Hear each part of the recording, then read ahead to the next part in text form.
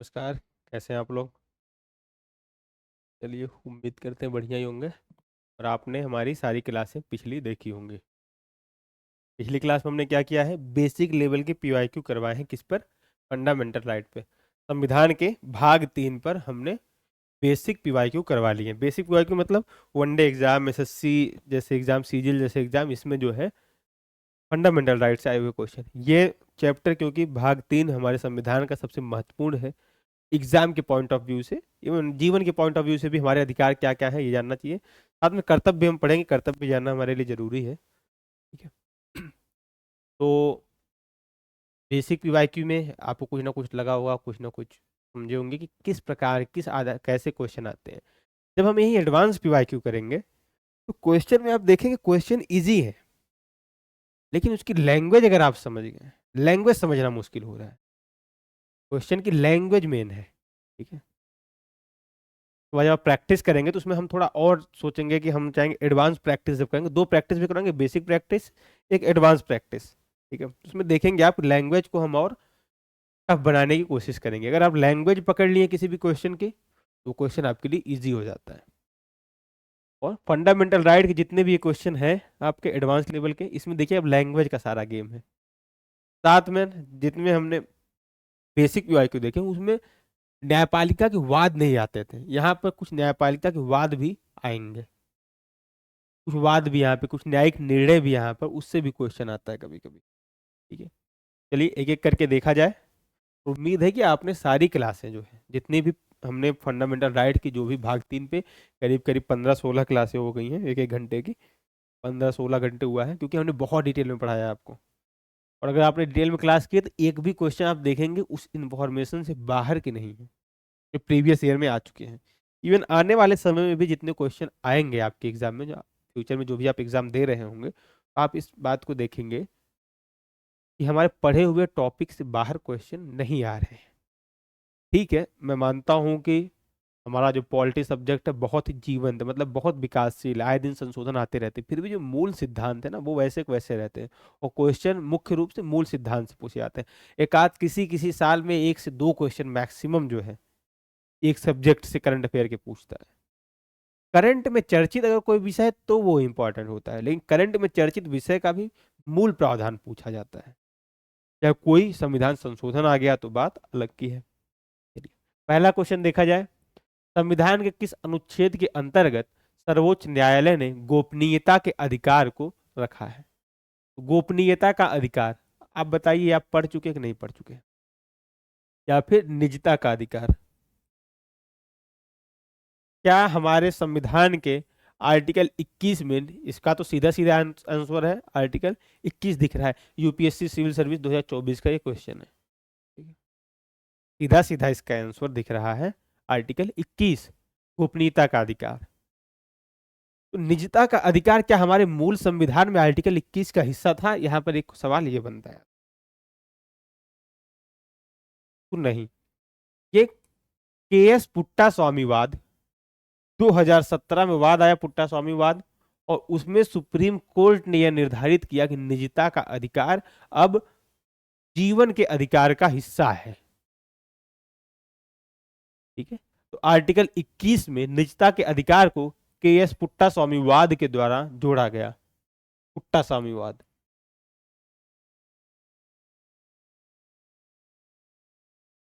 ये हम पढ़ाते समय आपको बताए थे। पुट्टा स्वामीवाद के माध्यम से 2017 में निजता के अधिकार को आर्टिकल 21 का हिस्सा बनाया गया, निजता और गोपनीयता का अधिकार। ठीक है। क्वेश्चन नंबर 2 देखते हैं। निम्नलिखित कथनों पर विचार कीजिए कि अनुच्छेद 16(4) के अंतर्गत बनी आरक्षण नीति को अनुच्छेद 335 प्रशासनिक कार्यकुशलता के आधार पर सीमित कर सकता है? कर सकता है, बिल्कुल कर सकता है। ठीक है। आर्टिकल 335 क्या कहता है कि अगर हम एससी एसटी को लोक नियोजन में आरक्षण देते हैं, सरकारी जो है पदों पर आरक्षण देते हैं, तो हमें पद की जो कार्यकुशलता है उससे कॉम्प्रोमाइज नहीं होना चाहिए। कार्यकुशलता से कॉम्प्रोमाइज हम नहीं कर सकते हैं। ठीक है। तो कार्यकुशलता के आधार पर, या आर्टिकल 335 जो कि कार्य प्रशासनिक कार्यकुशलता की बात जो करता है SC ST के आरक्षण में, उसके आधार पर क्या 16(4) पर प्रतिबंध लगाया जा सकता है? तो लगाया जा सकता है। जब हम आर्टिकल 335 पढ़ रहे होंगे उस समय ये बात आपको क्लियर होगी। अनुच्छेद 335 प्रशासनिक कार्यकुशलता की परिभाषा देता है। प्रशासनिक कार्यकुशलता की परिभाषा आर्टिकल 335 में है। तो इसका दोनों आंसर सही हो जाएगा। ये सिविल सर्विस 2023 का क्वेश्चन रहा है। और ये देखिए 335 और आर्टिकल 16(4) को जोड़ दिया है। और ये 335 आप पढ़ेंगे उसमें आप देखेंगे क्यों इसको 16(4) से जोड़ा गया। 365 में 35 में स्पष्ट रूप से यह प्रावधान लिखा गया कि SC ST को आरक्षण देते समय सरकार को या राज्य को इस बात का ध्यान देना होगा कि प्रशासनिक कार्यकुशलता से कॉम्प्रोमाइज ना हो सके। जैसे मान लीजिए कि कोई गवर्नमेंट डॉक्टर है, सरकारी डॉक्टर है, आरक्षण के आधार पर उसको प्रमोट करके सीनियर बनाया गया और वो कार्यकुशल उतना नहीं है, लेकिन आरक्षण का उसको लाभ मिला और वो सीनियर डॉक्टर बन गया। ऐसी स्थिति में वो उचित होगा कि नहीं होगा अन्य रोगियों या फिर जो है जो मरीज होंगे उनके लिए? तो नहीं उचित है। इसलिए 335 को भी ध्यान में रखना चाहिए आरक्षण देते समय। ठीक है। ऐसा कानून जो कार्यपालिका या प्रशासनिक प्राधिकारी को का, कानून लागू करने के मामले में बिना मार्गदर्शन और बिना नियंत्रण का विवेक दे। कोई प्रशासनिक प्राधिकारी है, वो कानून लागू करते समय बिना मामले में बिना मार्गदर्शन और बिना नियंत्रण का विवेक दे। संविधान के किस अनुच्छेद का उल्लंघन करता है? मतलब कोई प्रशासनिक अधिकारी है, अपने मनमाने तरीके से कोई कार्य करना चाहता है, क्वेश्चन ये कह रहा है, वो किस आर्टिकल का उल्लंघन है? आर्टिकल 14 यहाँ पर स्पष्ट रूप से लिखा गया है कि विधि के समक्ष समानता, विधि के समक्ष सभी लोग समान हैं। ठीक है। विधि के माध्यम से किसी को दंड दिया जाएगा तो मनमाना है अगर किसी कार्यपालिका प्रशासनिक अधिकारी को कानून लागू करने मामले में मार्गदर्शन नहीं, स्वयं प्राधिकारी का स्वयं का विवेक नहीं होना चाहिए। स्वविवेक नहीं, ये हमारे विधि के अनुसार दंड दिया जाना चाहिए और ऐसा नहीं है तो आर्टिकल 14 का उल्लंघन किया जा रहा है। तो तीसरे का आंसर ए हो जाएगा। सिविल सर्विस 2021 का ये क्वेश्चन रह चुका है आपके। देखिए स्टेटमेंट बेस्ड क्वेश्चन है ये। आपको एक स्टेटमेंट दे दिया गया, उसके आधार पर पूछा गया। भारत में संपत्ति के अधिकार की वर्तमान स्थिति क्या है? संपत्ति का अधिकार कहां पर था हमारे संविधान के? हमारे संविधान में संपत्ति का अधिकार आर्टिकल 31 में था। बाद में इसको समाप्त किया गया। ठीक है। और समाप्त करके आर्टिकल 301 के तहत एक वैधानिक अधिकार बना दिया गया, लीगल राइट बना दिया गया। संविधान में उल्लेख है तो संवैधानिक अधिकार भी है और वैधानिक अधिकार भी है, सांविधिक नहीं है, संवैधानिक अधिकार है। ठीक है। किसी भी व्यक्ति, केवल नागरिकों को उपलब्ध वैधानिक, केवल नागरिकों को उपलब्ध है तो ऐसा नहीं है, ये भारतीय नागरिकों के साथ साथ अन्य नागरिकों को भी उपलब्ध है।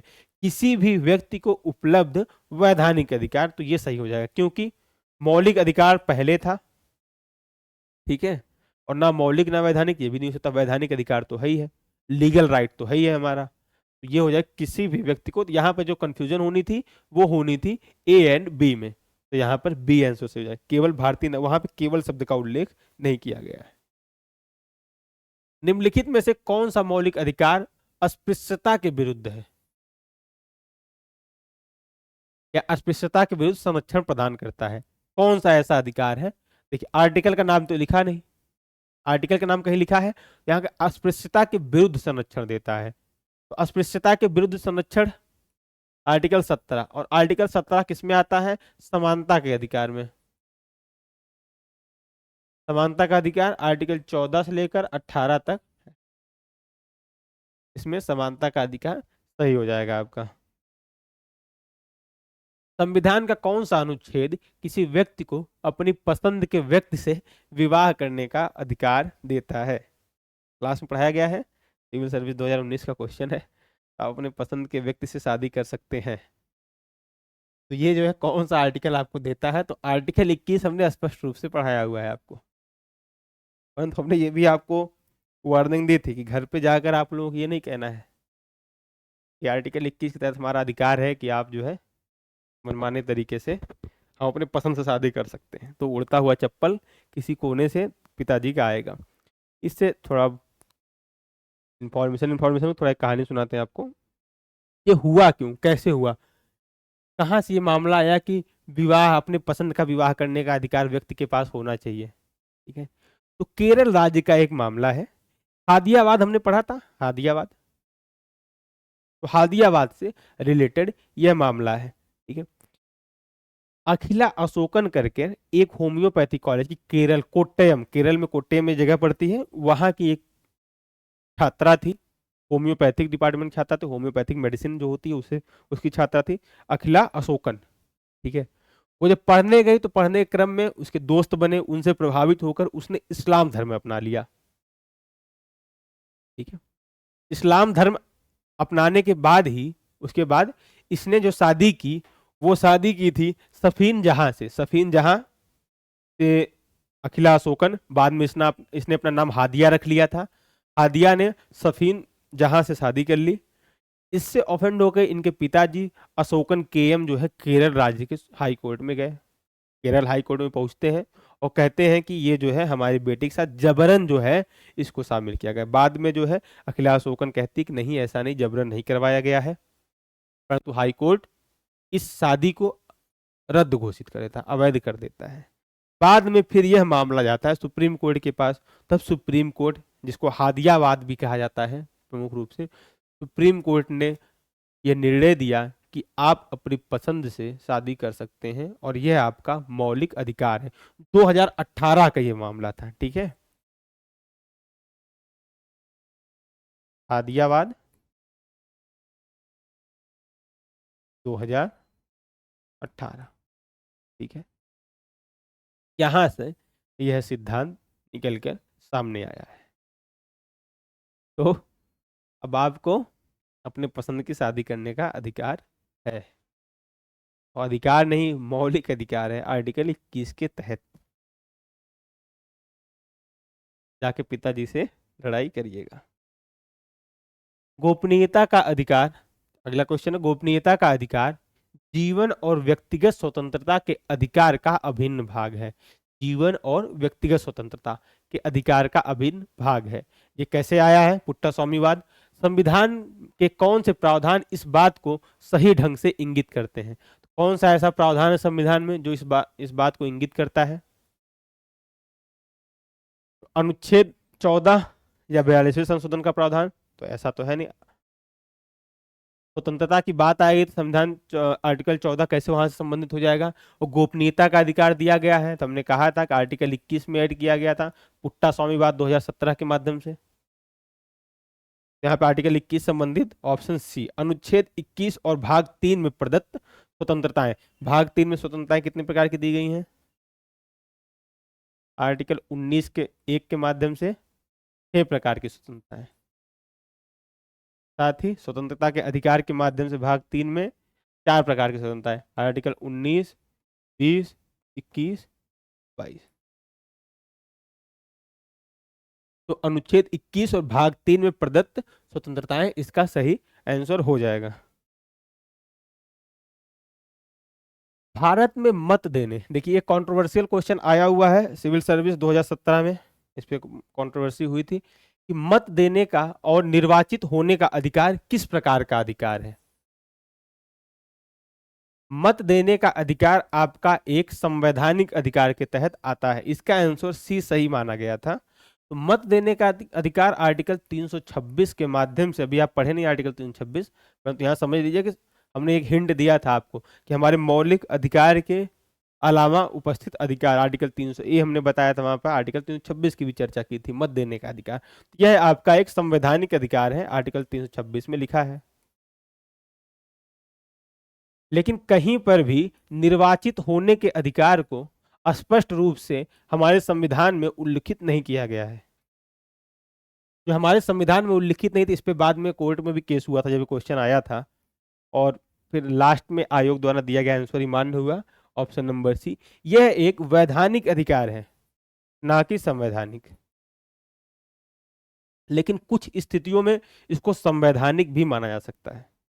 अगर देखिए हम वैधानिक अधिकार मान लेते हैं तो मत देने की वजह से वो गलत आंसर हो जाता है। ठीक, मत की वजह से यह संवैधानिक अधिकार प्रथम दृष्टया ये पूरी तरीके से सही है। एक शब्द अगर निर्वाचित होने का अधिकार अगर हटा दिया जाए तो निर्वाचित होने का अधिकार वैधानिक है, संवैधानिक इसलिए हो जाता है क्योंकि बाद में हमारे संविधान में ये किया गया था 21 वर्ष से निर्वाचित होने की आयु को घटाकर 18 वर्ष किया गया था निर्वाचन देने की आयु को। तो यहीं से यह प्रावधान आता है कि हमारे संविधान में यह प्रावधान उल्लिखित है, इनडायरेक्टली रूप से यह भी एक संवैधानिक अधिकार माना गया था। इस प्रकार क्वेश्चन भी आयोग द्वारा पूछे जाते हैं जो बाद में चर्चा का मुद्दा बनते हैं। आप उस समय प्रेजेंस ऑफ माइंड से क्या लगा कर आते हैं एग्जाम में और आयोग क्या मानता है। जैसे अभी यूपीएसआई का एग्जाम हुआ था, वहां पर एक क्वेश्चन आया था कि सुप्रीम कोर्ट की सर्विस कंडीशन को किस आर्टिकल में दिया गया है। ठीक है, वहां पर आर्टिकल 122 था, आर्टिकल 124 का 2 दिया था, आर्टिकल 127 दिया गया था, आर्टिकल 129 दिया गया था। ठीक है, और सर्विस कंडीशन की बात की गई, सर्विस कंडीशन किस आर्टिकल में दी गई। तो सर्विस कंडीशन अगर सुप्रीम कोर्ट की देखा जाए तो आर्टिकल 125 में दी गई है और आर्टिकल 125 कहीं भी ऑप्शन में है नहीं। ए बी सी डी करके ऑप्शन था, ए बी, इसमें कहीं पर भी आपको 125 तो दिख नहीं रहा है। आप इसमें सही करके क्या आएंगे, ये वहां मुद्दा था। 125 तो है नहीं, परंतु 124 के 2 में एक प्रावधान है कि सुप्रीम कोर्ट के न्यायाधीश जो होंगे उनका कार्यकाल क्या होगा। कार्यकाल भी कहीं ना कहीं एक सर्विस कंडीशन के तहत ही आएगा, कार्यकाल भी सर्विस कंडीशन के तहत ही माना जाता है। इसलिए आर्टिकल 124 अगर ऑप्शन में है, 124(2) अगर ऑप्शन में है तो ये ऑप्शन सही हो जाएगा। अगर यहां पर आर्टिकल 125 दिया होता तब तो 124(2) कभी सही नहीं होता, परंतु 125 दिया ही नहीं है तो आपको 124(2) मानना पड़ेगा।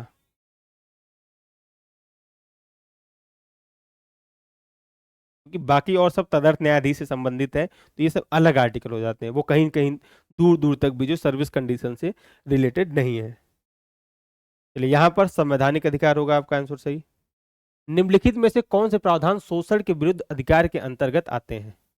शोषण के विरुद्ध अधिकार, शोषण के विरुद्ध अधिकार में कौन कौन से आर्टिकल थे। Article number 23, article number 24। 23 क्या कहता था, मानव तस्करी, जबरन श्रम, बलात् श्रम और बिगाड़ का निषेध, बिगाड़ का निषेध, इसको रोका जाएगा, ये प्रतिबंधित है। ये हमारे आर्टिकल थे और ये बाल श्रम से संबंधित था, बाल श्रम निषेध, फैक्ट्रियों आदि हानिकारक कारखानों में बालकों के नियोजन से प्रतिषेध, बाल श्रम निषेध संबंधित था।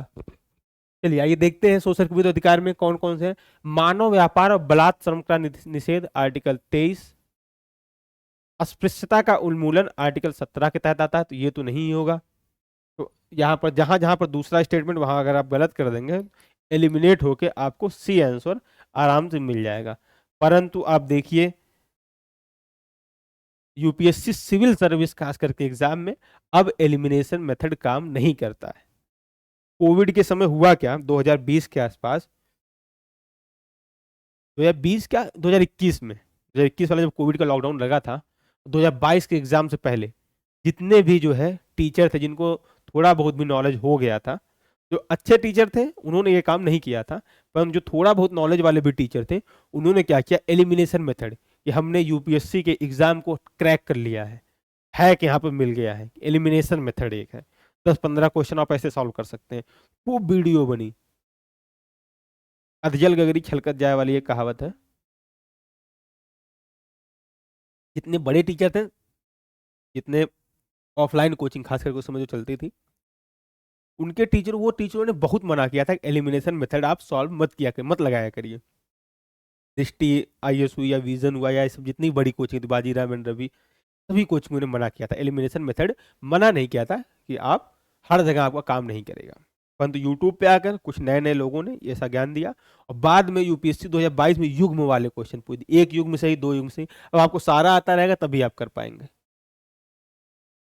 ऐसे तो एलिमिनेशन से तो जो है हो जाता सॉल्व। परंतु अस्पृश्यता का उन्मूलन आर्टिकल 17, अल्पसंख्यकों के हितों की रक्षा, ये आर्टिकल 29 और 30 में दी जाती है। आपको क्लियर यहां दिख रहा है। कारखानों और खानों में बच्चों के रोजगार का निषेध, आर्टिकल 24। तो यहाँ स्पष्ट रूप से आपको आर्टिकल 23 और 24 दिख रहे हैं। तो स्टेटमेंट सही हो जाएगा आपका सी वाला। ठीक है, अगर यही एक युग्म, दो युग्म सही, तीन युग्म, चार युग्म सही दिया होता तो दो युग्म सही जहां लिखा होता वो आप सही करके आते हैं, एलिमिनेशन आपका कार्य नहीं कर रहा होता। क्योंकि ये 2017 का क्वेश्चन है तो इस तरह एलिमिनेशन उस समय आते थे। यूजीसी नेट में और लॉ के पेपर में भी आया, निम्नलिखित कथनों पर विचार कीजिए। अनुच्छेद 30 सभी अल्पसंख्यकों को शैक्षणिक संस्थान स्थापित और प्रशासित करने का अधिकार देता है। सभी अल्पसंख्यकों को ऐसा अधिकार देता है? नहीं, सॉरी, हाँ, सभी अल्पसंख्यकों को ऐसा अधिकार देता है। यह अधिकार केवल धर्म पर आधारित है। यहां पर जो ये स्टेटमेंट दिया गया केवल धर्म पर आधारित है, तो धार्मिक और भाषाई, वहां पर स्पष्ट रूप से लिखा गया है धार्मिक और भाषाई आधार पर अल्पसंख्यक, धार्मिक और भाषाई आधार पर अल्पसंख्यकों की बात की गई है।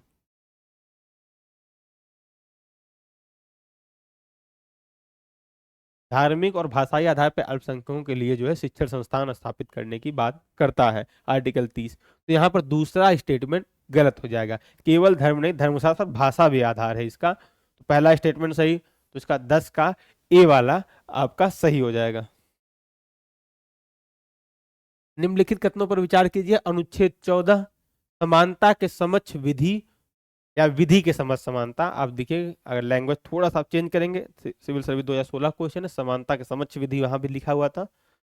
कंफ्यूज होंगे लैंग्वेज से, हमने बताया था आपको लैंग्वेज आपको पकड़नी है। तो विधि के समक्ष समानता और विधि का समान संरक्षण दोनों प्रदान करता है। तो ये स्पष्ट रूप से वहां पर लिखा गया है। समान संरक्षण का अर्थ है समान परिस्थितियों में समान व्यवहार करना और असमान परिस्थितियों में असमान व्यवहार करना। तो इसमें जो है दोनों स्टेटमेंट सही है। समान संरक्षण का अर्थ है समान परिस्थितियों में समान व्यवहार करना। ठीक है, निम्नलिखित में से कौन से अधिकार केवल भारतीय नागरिकों को ही उपलब्ध है? केवल भारतीय नागरिकों को ही उपलब्ध अधिकार कौन कौन से हैं? हमने जब बेसिक हम पीवाईक्यू करवा रहे थे तो उसमें हमने बताया था केवल भारतीय नागरिकों को उपलब्ध अधिकार 15, 16, 19, 29, 30। ये अच्छे से आप याद किए रहिए हमेशा। कई बार क्वेश्चन में वनडे एग्जाम में खास करके पूछे जाते हैं, अधिकतर पूछे जा रहे हैं। ठीक है, अब यूपीएससी से एग्जाम हो सकता है ना पूछे या पूछ भी सकता है। पीसीएस में अभी भी पूछने की संभावना ये प्रबल है। ठीक है, 15, 16, 19, 29, 30 और इसका कारण भी हमने बताया है क्लास में कि क्यों ऐसा है, क्यों केवल नागरिकों को दिए गए और सबको नहीं दिए गए। शैक्षणिक संस्थानों में आरक्षण संबंधित है, लोक नियोजन में आरक्षण की बात करता है। तो क्या विदेशियों को दिया जाना चाहिए दोनों अधिकार? स्वतंत्रता, जितनी प्रकार की स्वतंत्रता है हमको, क्या सभी विदेशियों को उतनी प्रकार की स्वतंत्रता होनी चाहिए? तो भी सवाल का मुद्दा। अल्पसंख्यक, तो ऐसे विश्व में जितने भी समुदाय हैं धार्मिक और भाषाई सब अल्पसंख्यक हो जाएंगे। 29, 30 उससे संबंधित है। इस वजह से ये 5 आर्टिकल ऐसे हैं जो कि सिर्फ और सिर्फ भारतीयों को प्राप्त है। निरपेक्ष और सापेक्ष भी आपको पता होने चाहिए, केवल भारतीयों को उपलब्ध है। तो आर्टिकल 15, 16 और 19, जीवन का अधिकार सबको मिलना चाहिए। तो इसका ए वाला आंसर आपका सही हो जाएगा। निम्नलिखित कथनों पर विचार कीजिए। निम्नलिखित कथनों पर विचार कीजिए। अनुच्छेद 19 के अंतर्गत दी गई स्वतंत्रताएं निरपेक्ष नहीं है। दी गई स्वतंत्रताएं निरपेक्ष क्यों नहीं है, सापेक्ष है। इस पर युक्त युक्त निर्बंधन, युक्त युक्त प्रतिबंध या निर्बंधन लगाया गया है। निर्बंधन है, इसीलिए वे निरपेक्ष नहीं है, एब्सोल्यूट नहीं है। राज्य इन पर उचित प्रतिबंध लगा सकता है, बिल्कुल लगा सकता है। आर्टिकल 19 2 से लेकर आर्टिकल 19 क्लॉज 2 से लेकर आर्टिकल 19 क्लॉज 6 तक यही प्रावधान किए गए हैं। और article 19 clause 1 sub clause A से एफ तक, एफ नहीं जी तक आपको स्वतंत्रताओं का प्रावधान किया गया है। तो इसमें निरपेक्ष नहीं है, तो चलिए इसमें सी वाला सही हो जाएगा आपका। निम्नलिखित में से कौन सा अनुच्छेद दंड विधि में संरक्षण से संबंधित है? दंड विधि में संरक्षण, बताइए। दंड के संबंध में संरक्षण, आर्टिकल 20 आपने पढ़ा है।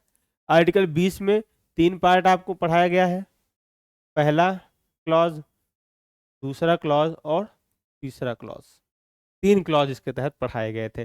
पहला था कोई भी पोस्ट फैक्टोला या पूर्वगामी विधि, जैसे वहां पर लिखा गया था, ठीक है ना, या कोई बाद में बनाई गई विधि, उससे पुरानी डेट पे जो है आपको दंड नहीं दिया जाएगा। दूसरा स्टेटमेंट आपका था, दूसरा स्टेटमेंट क्या था? पहला पूर्वगामी विधि, दूसरा आपको दोहरे दंड से मुक्ति, दोहरा दंड आपको नहीं दिया जा सकता है। वहीं पर आपको तीसरा स्टेटमेंट क्या कहता था कि आपको स्वयं के विरुद्ध गवाही देने के लिए फोर्स नहीं किया जाएगा। तो ये 3 प्रावधान आर्टिकल 20 में थे। तो दंड विधि से संरक्षण से संबंधित आर्टिकल कौन सा आपका हो जाएगा? आर्टिकल 20। ये किससे है? निवारक निरोध, गिरफ्तारी से संरक्षण, गिरफ्तारी के संबंध में आपके अधिकार क्या होंगे अगर आप गिरफ्तार कर दिए गए हैं तो, और निवारक निरोध के तहत अगर आप गिरफ्तार किए गए तो आपके अधिकार क्या होंगे। ये बात आर्टिकल 22 में की गई। 21 गरिमा में जीवन जीने का अधिकार 21 है, और 19 जो है 6 प्रकार की स्वतंत्रताओं की बात करता है। तो यहाँ पर आपका सही आंसर क्या हो जाएगा? दंड विधि संरक्षण 14 में बी वाला सही हो जाएगा। डबल जियोपैरिडी, दोहरे दंड का सिद्धांत किस अनुच्छेद में निहित है? आर्टिकल 20 के 2 में और 2 में निहित है। पहले देखिए यूपीएससी इस तरह के वन लाइनर क्वेश्चन पूछता था, परंतु अब जो है इस तरह क्वेश्चन यूपीएससी में नहीं आते हैं, ये बात आप समझ लीजिए। यूपीपीसी 2018 यूजीसी नेट 2020 का क्वेश्चन है, अनुच्छेद 21 केवल शारीरिक अस्तित्व की रक्षा करता है। केवल शारीरिक अस्तित्व, केवल वर्ड आया है, एब्सोल्यूट हो जाता है तो इस पर ज्यादा फोकस करने की जरूरत होती है। केवल जहां वर्ड आएगा वहां पर जो है मैक्सिमम ऐसा दिखाया था कि स्टेटमेंट गलत ही होते हैं, ठीक है, लेकिन 80% चांस है। फिर मैं कहा कि एलिमिनेशन टेक्निक या ऐसे ट्रिक जो होती हैं इनको फॉलो कम से कम करना चाहिए, आनी चाहिए, अच्छी बात है आनी चाहिए, परंतु इनका उपयोग कम से कम किया जाना चाहिए। इंफॉर्मेशन आपके पास है, ये सब पढ़ाया गया है आपको। अनुच्छेद 21 केवल शारीरिक अस्तित्व की रक्षा करता है, केवल शारीरिक अस्तित्व की रक्षा करता है, तो ऐसा नहीं। स्टार्टिंग में ऐसा था, बाद में न्यायालय ने इसमें तरह की व्याख्याएं की और इसको बदल दिया। इसमें गरिमा में जीवन का अधिकार भी शामिल है, गरिमा में जीवन का अधिकार तो शामिल ही है, बाद में इसमें गरिमा में जीवन के अधिकार को भी डाला गया है। पहला स्टेटमेंट इसका गलत है, दूसरा स्टेटमेंट सही है, तो केवल बी वाला आपका आंसर इसमें हो जाएगा। निम्नलिखित में से कौन सा अनुच्छेद गिरफ्तारी और निरोध से संबंधित है? गिरफ्तारी और निरोध से संबंधित कौन सा आर्टिकल है? आर्टिकल हमने 22 बताया कि अगर आपको गिरफ्तार किया गया तब आपके अधिकार क्या होंगे? 24 घंटे के अंदर मजिस्ट्रेट के समक्ष उपस्थित किया जाना चाहिए। निवारक निरोध कानून के तहत अगर आपको गिरफ्तार किया गया है तब आपके पास कौन कौन से अधिकार होते हैं? तो इसमें आर्टिकल नंबर 22 सही हो जाएगा।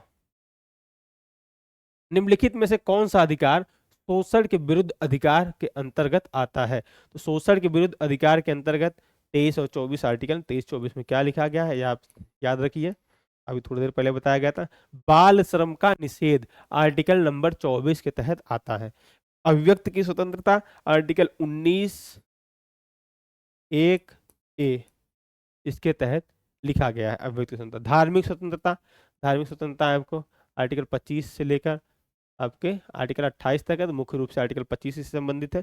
संपत्ति का अधिकार अब 300(a) में ट्रांसफर कर दिया गया है, पहले आर्टिकल 31 में आपके अवेलेबल था, ठीक है।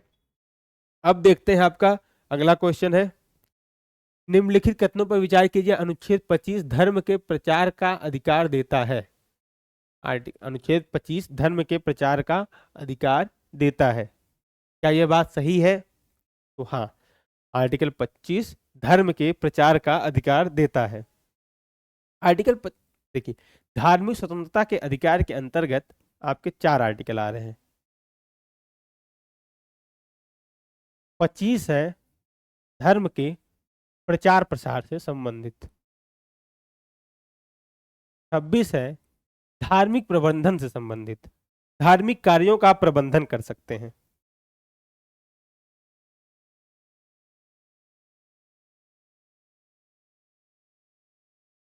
शॉर्टकट में हम बस लिख रहे हैं, ठीक है। राज्य किसी प्रकार का कर नहीं लगाएगा विशेष करके, तो कर से मुक्ति, कर से निषेध, इसको कहा जाएगा कर से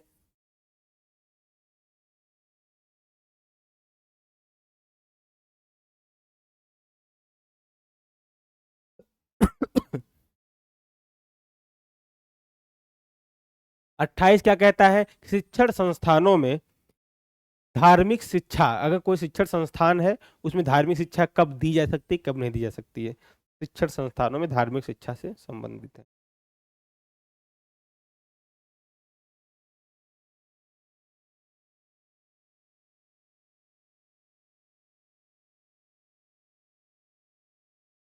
धार्मिक शिक्षा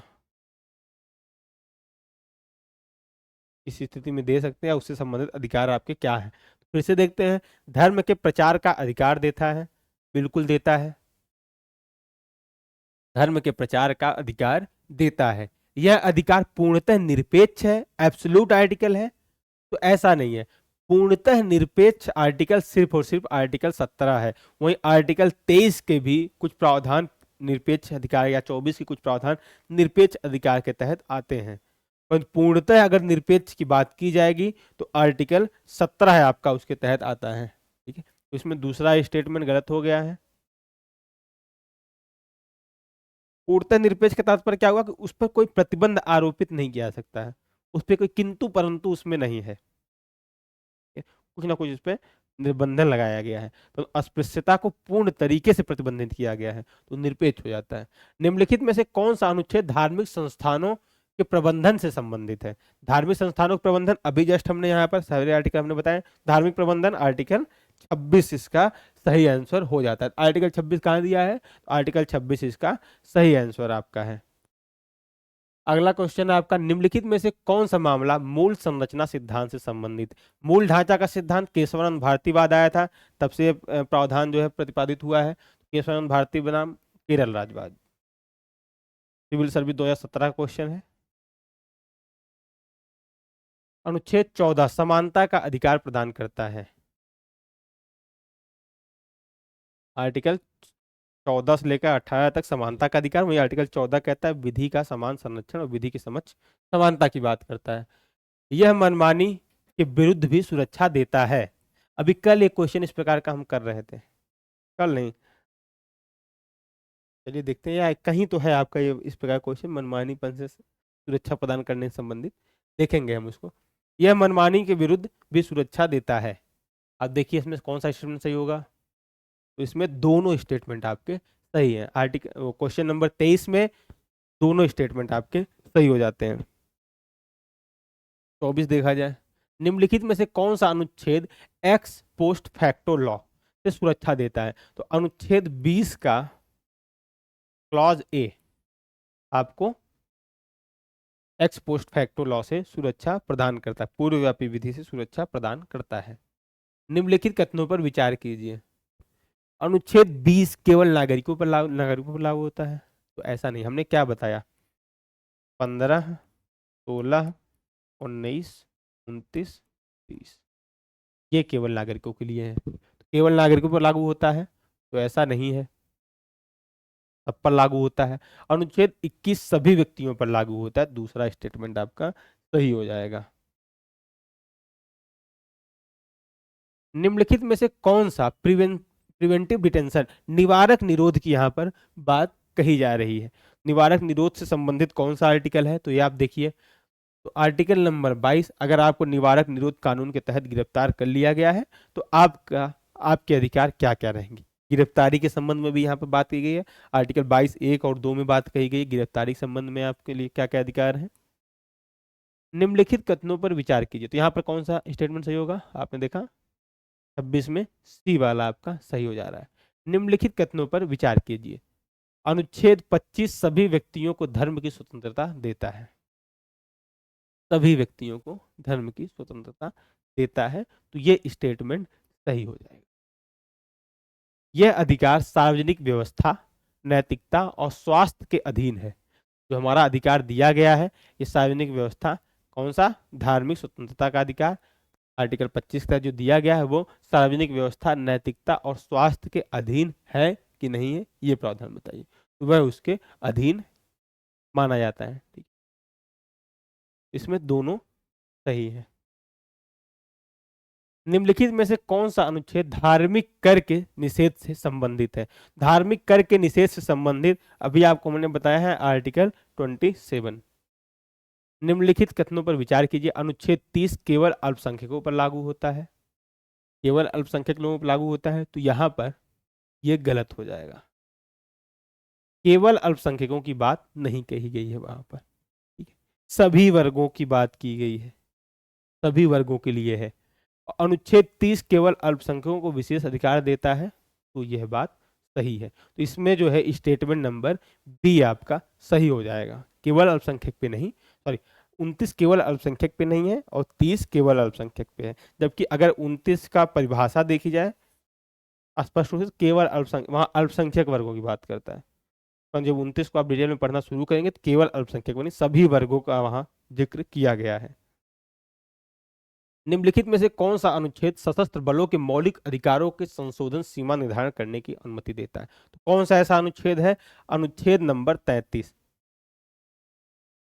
संवैधानिक उपचार का अधिकार 32 है, 33 है सशस्त्र बलों के मौलिक अधिकारों पर लिमिटेशन लगाना, 34 है मार्शल लॉ और 35 कहता है संसद मौलिक अधिकारों को प्रभावी बनाने के लिए कानून बनाएगी। मुख्य रूप से अनुच्छेद 16(4), अनुच्छेद आपका 33, सॉरी 32, 33 और 34।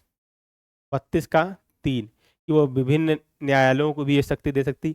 16(4) क्या कहता है कि दूसरे राज्य का कोई व्यक्ति है, दूसरे राज्य में एग्जाम देने जाता है तो उसको जो है आरक्षण संबंधित प्रावधान वहां पे करता है। 32(3) क्या कहता है कि जो रिट की अधिकारिता है वो संसद चाहे तो किसी अन्य न्यायालय को भी सौंप सकती है। 33 क्या कहता है, सशस्त्र बलों के मौलिक अधिकार। और 34 कहता है जहां पर जिस जगह पर मार्शल लॉ लागू होगा तो मार्शल लॉ लागू होने के समय अधिकारियों के ऊपर दंडात्मक कार्रवाई नहीं की, उस समय जो भी वो कृत्य किए रहेंगे उससे उनको बचाना। ठीक है, इसके बाद के क्वेश्चन आप अपने मन से करिएगा। डॉक्ट्रिन ऑफ इक्लिप्स, आच्छादन का सिद्धांत यहाँ पर दिया गया है। जितने भी क्वेश्चन इसके बाद आपके हैं सब आप इसको सॉल्व करिए। डॉक्ट्रिन ऑफ इक्लिप्स और डॉक्ट्रिन ऑफ सवर्बिलिटी दोनों हमने पढ़ाया हुआ है, दोनों सिद्धांत हमने आपको पढ़ाया हुआ है। ठीक है, करीब करीब आपके जो 20 क्वेश्चन और होंगे, ये 20 क्वेश्चन आप खुद से कर लीजिएगा सॉल्व। चलिए, यहाँ पर सबका आंसर दिया गया है, सारे आंसर आप यहाँ से मिला सकते हैं। अगली क्लास किस चीज की रहेगी? बेसिक प्रैक्टिस क्वेश्चन, फिर उसके बाद एडवांस प्रैक्टिस क्वेश्चन। ठीक है, ये 2 क्लासें मौलिक अधिकार पढ़ेंगे, उसके बाद डीपीएसपी आपका स्टार्ट हो जाएगा। धन्यवाद, मिलते हैं अगली क्लास में।